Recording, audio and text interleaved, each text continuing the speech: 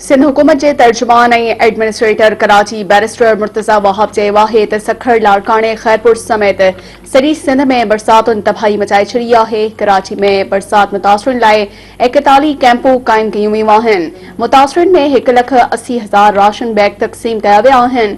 Sindh assembly जे committee room में press conference कंदे मुर्तजा वाहब चयो त ॿोॾि मुतासर इलाइक़नि में असांजी सियासी क़यादत अवाम सां गॾु बीठल आहे। सूबाई हुकूमत अवाम खे अकेलो नाहे छॾियो।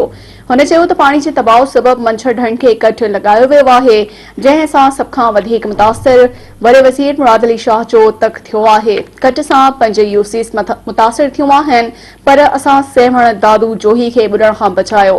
मुर्तज़ा वाहब चयो त 1,40,000 टेंट ॾेई चुका आहियूं, वधीक 21,000 टेंट ॾिना वेंदा। ज़िंदा क़ौमूं मुश्किल जी घड़ी में गॾिजी मुक़ाबलो कंदियूं आहिनि। हुन जो चवणु हो त इमरान ख़ान सखर पहुची फोटो सेशन कयो। कंहिं पुछियो त 1 महीने खां पोइ आया आहियो, त जवाब आयो त इमरान ख़ान वज़ीर आज़म नाहे रहियो। मुर्तज़ा वाहब जो चवणु हो त कराची में 41 मुतासरनि लाइ कैंप कई वई आहे। 1,80,000 राशन बैग तक़सीम कया विया आहिनि। रिलीफ कैंप्स में 4 नेंगरनि जी पैदाइश थी आहे।